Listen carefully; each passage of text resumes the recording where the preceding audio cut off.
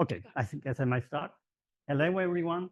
Today, I'm going to talk about bovine mastitis, and I assume most of you are not veterinarians by training, so I will try to get you up to speed.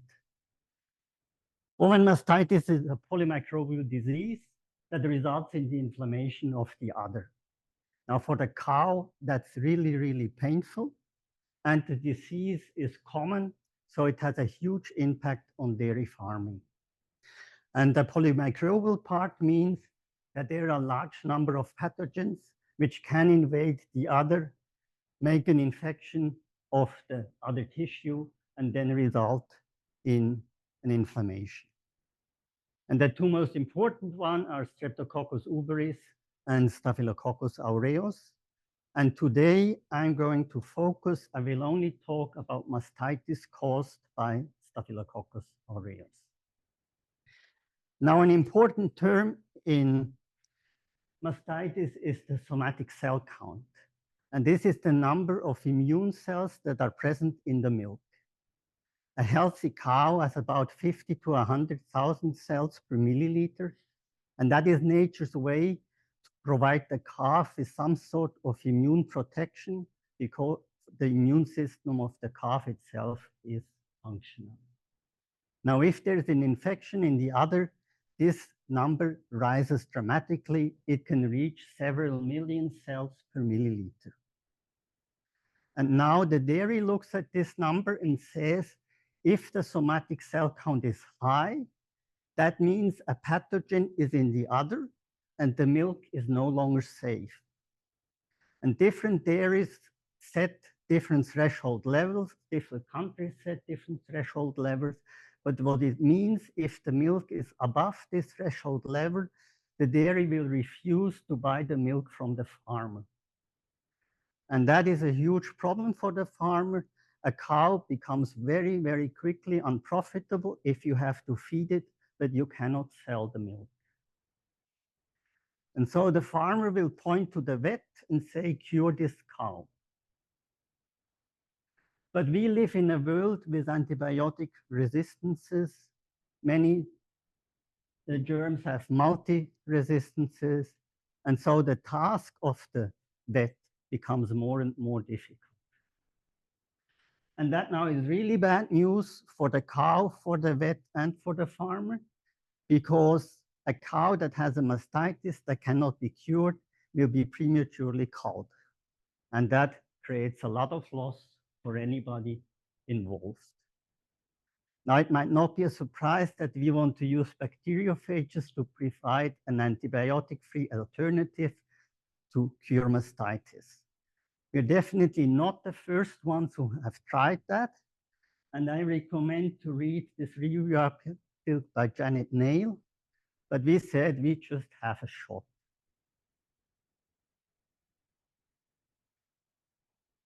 So the first question is, do we have bacteriophages against Staphylococcus aureus? Yes, they're out there. They're quite easy to find. Janine yesterday had a talk about them. And for us, nicely there, some of them are lytic. And lytic phages for our application are better than temperate. Sorry, Heather. The next question is, are they actually active against strains that cause mastitis? And we can use a steamroller tactic and just make a spot test and say, okay, we have an interaction here. Or we can use a more sophisticated approach and make an efficiency of plating tests.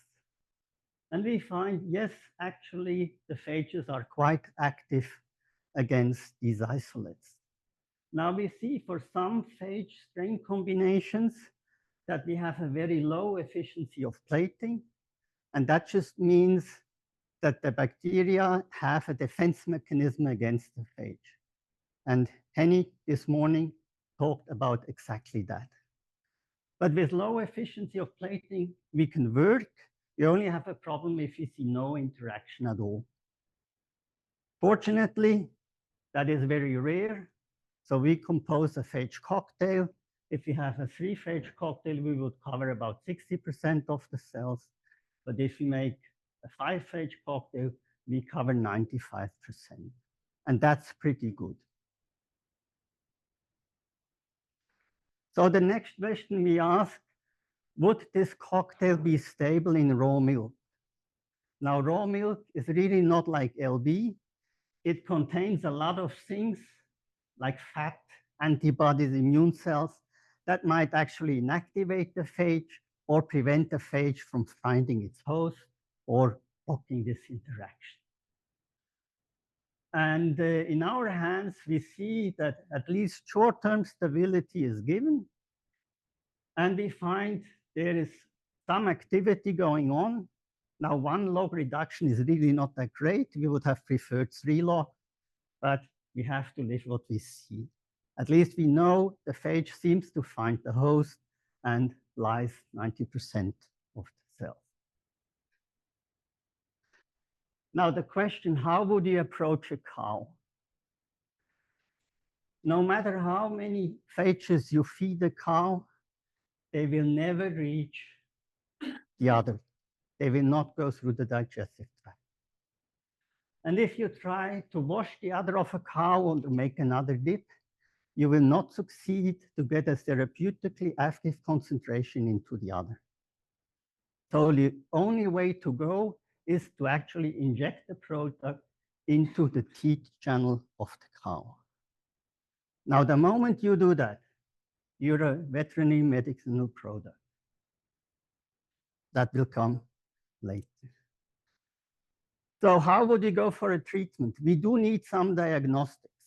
So the farmer has to realize, oh, my cow has a mastitis, and then the vet has to come and identify Staphylococcus aureus as the cause. It wouldn't make much sense to inject Staph-Phages, and the cause is an E. coli.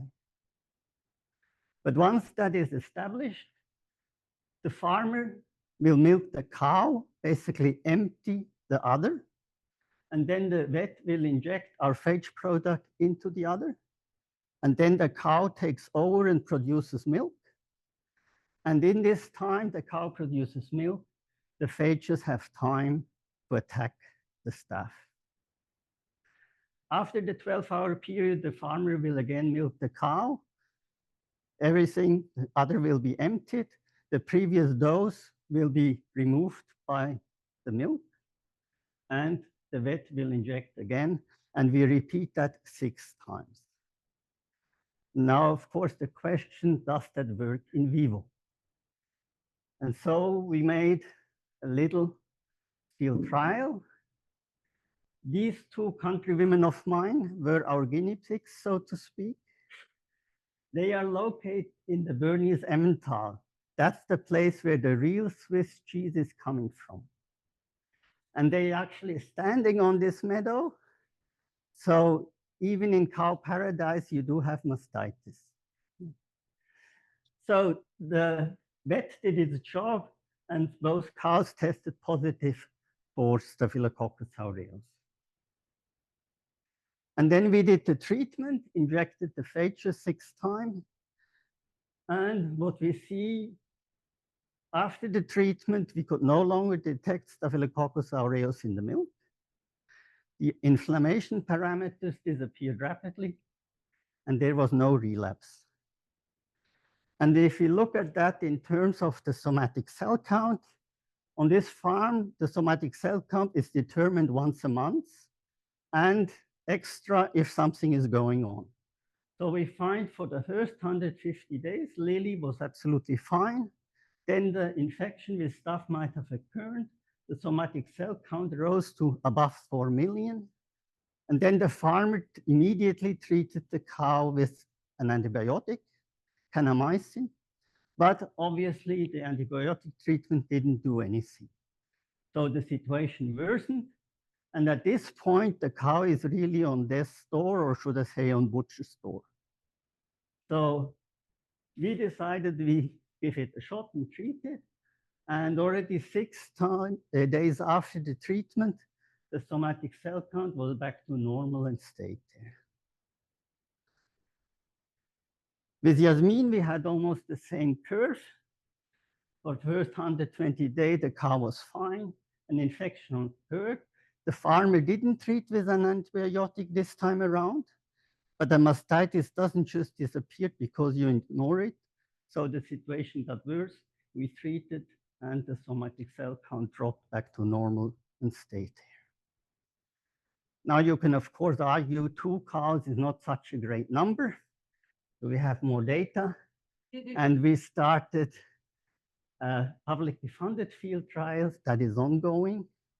We have partners from Copenhagen and from Hanover that are trained veterinarians who know how to handle such field trials.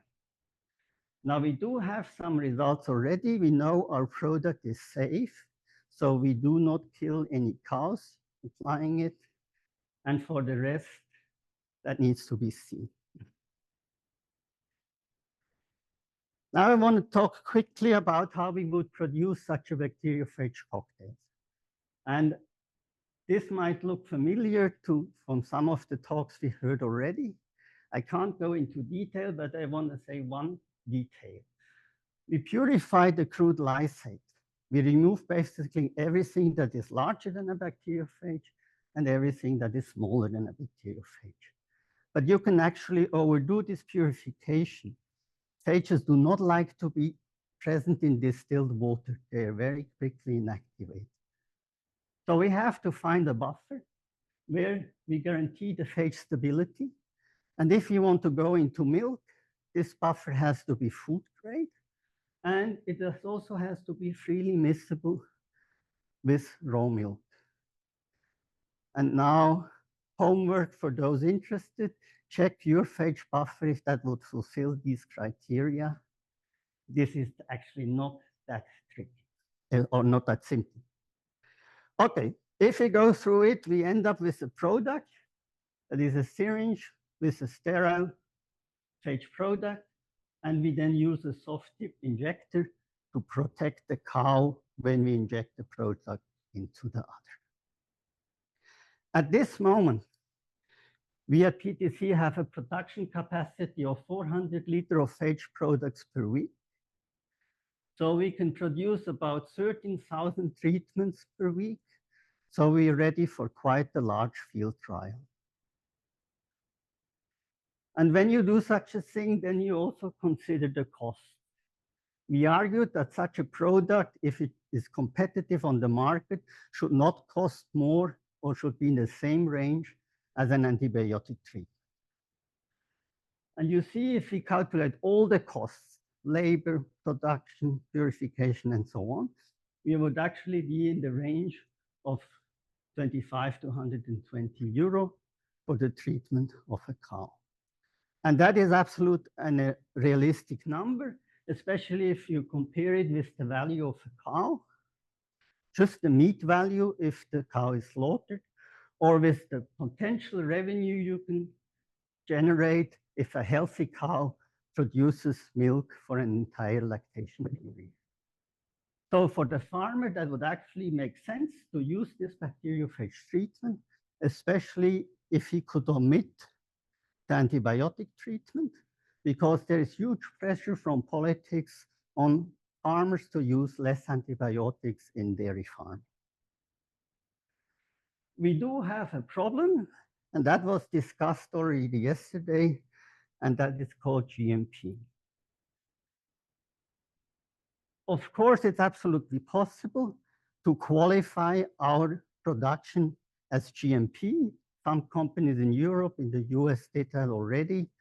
We heard yesterday from Libby that efforts are there to do that. It just comes with a cost. And this cost would mean 7,500 euro for the treatment of a single order. And now that is economical nonsense. And so the EMA recently published some guidelines, what a phage product must fulfill to be authorized in the EU. And they say currently there is no product on the market. But if GMP is factored in there, that will simply stay like that. But to be not so negative that the EMA made this guideline, is already a very, very important step forward. Before that, nobody had an idea how to handle a phage product. And maybe it should now time that we talk again to EMA or to any other responsibilities to see if we can drop this requirement for GMP. And with that, I'm done for today and would like to answer your questions. Thank you very much for your attention.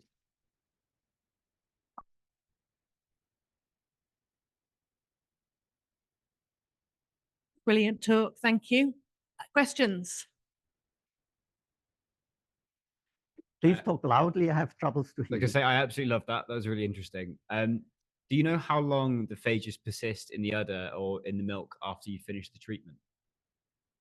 With the next milking, they're gone. Okay. You have no long-range activity. They cannot attach itself to any other tissue and stay in there. You pump them in, the milk is formed, and then it's gone. So it's a very short term. So if you have an infection that persists after the 3-day treatment, the only thing would be to extend the treatment, but you have no long-range effect.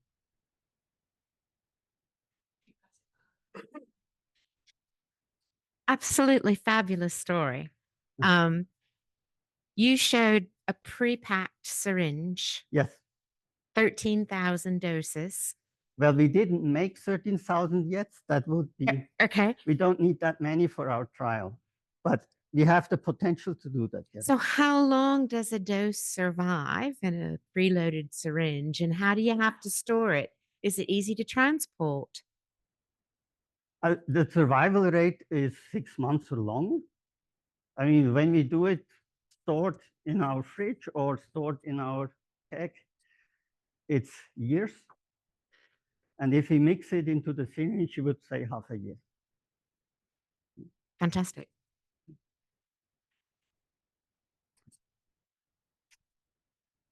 You speak really loud. Yes. Thank you. I have a question on the practicality of applying it, or the cost of applying the treatment. So you said it needs a vet. Is that different to the antibiotics? Is that included in the cost? And the second question is, you said you need to check for aureus before you apply the phage. And do they usually check before they applying the antibiotic? So is this a level, could you comment on this aspect, and to what extent it's a level playing field? Okay. The cost I calculated include the vet. So, and well, some farmers probably will inject it themselves. Nothing wrong with that. But most of the time, it would be the vet to actually apply it, which makes sense. But that's included in the cost. And if you have right now a mastitis, it depends on the vet. Some say, I just give a broadband antibiotic to start with, and then I consider if it doesn't work. And others say, I want to diagnose first and determine which germ causes this antibiotic, this mastitis, and then I can choose the antibiotic a bit more precise, let's say it like that. But it has to go fast usually. So it really depends on the vet. Well, 2 questions and that's it. Okay, very interesting talk. I'm interested you made this as a final form as an injection.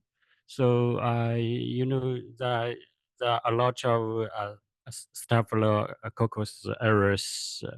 So you use a single phage or cocktail, and did you cocktail phage covered all the serotypes or different types of the Staphylococcus aureus?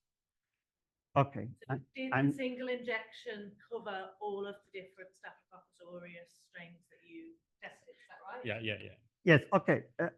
I say a little bit, we make a 5-phage cocktail, and that really covers the entire range. Well, 1 out of 46 did not work. We don't know why. But so we assume that we would have a very, very broad range. Of course, if it would fail in the field, we would have to analyze the stuff, take it to the lab and see if it's a sensitivity question. But at the moment, we assume that this cocktail covers everything that may enter another as a Staphylococcus aureus. Another question is, once you produce the injection formulation, and how long does it store? How long does it can store? So how long does the treatment, how long can you store the treatment? How long does the production can be stored? I think it's the same kind of question I asked. The storage. Yeah, Okay. storage. The phage product packed in this syringe is at least stable for 6 months, probably longer. Yeah, thank you. We didn't specifically now try that. We only checked the stability of the cocktail, and that is years if you keep it at 4 degrees. Hi, this is so interesting. I love how you work on. I'm really sorry. Sorry. I love how you. Okay, okay.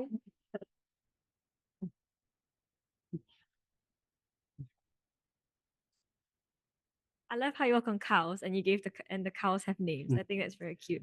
So one thing I wanted to ask is, would you be looking for like the appearance of resistance, Staph aureus, like, and then create like multiple cocktails to, you know, sequentially?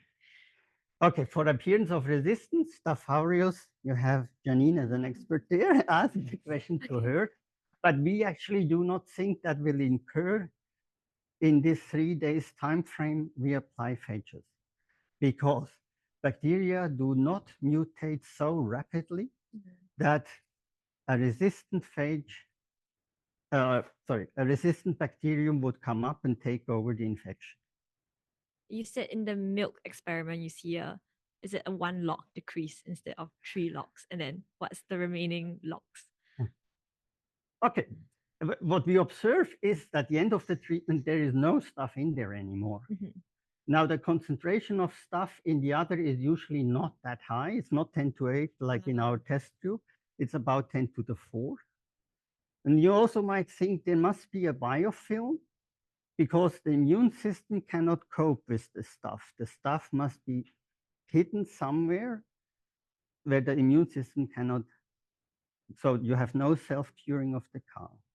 And what we think is with the phages, we attack the stuff that is present in the biofilm and stimulate the immune system to actually remove. So the eradication is not done by the phages, by the immune system of the cow. Oh, okay. And that's why was our thinking why we do 6 treatments, one after the other, because you say if you start with 10 to the 4 and make 1 log reduction, and then the next day we make 1 more reduction, maybe we come to 0 like that. Okay, cool. Thank you so much. Very interesting. Okay, thank you. I've got one cheeky last question. Okay, thank you very much for an interesting presentation. No, just one question, because you talked about the regulatory authorities. Yes. And I mean, GMP is there to protect patients or us Yes. and animals. And they look at efficacy and risk. Is there any risk associated with this? Because it doesn't, from what you present, it doesn't seem so. But I mean, what is there any risk? What could be the risk? I don't know. That's why I'm asking you. I mean, yes, GMP is done, so there is no control. But we know from our Georgian colleagues, they treat patients, they have success in treating patients, and they don't produce GMP. We know from our Belgian contacts, they treat hundreds of patients, and they don't produce their phages GMP. And why would there suddenly be a necessary if you want to treat a cow and you can show that you can safely do that? Why would you suddenly need to impose a GMP production if it's simply not necessary? I mean, the production scheme, we do not say we use a non-purified crude lysate and inject that into a cow. That would not work. We do a lot of purification. but just qualifying this purification as GMP is what explodes the costs. And so we can demonstrate that we can produce this product at a reasonable cost that will be acceptable on the market. And I see no reason why this shouldn't be, or we shouldn't be able to get a product license for such a. Why there somewhere needs to be, oh, but it needs to be GMP purified. That for me doesn't make any sense. Okay, really good discussion. Thank you.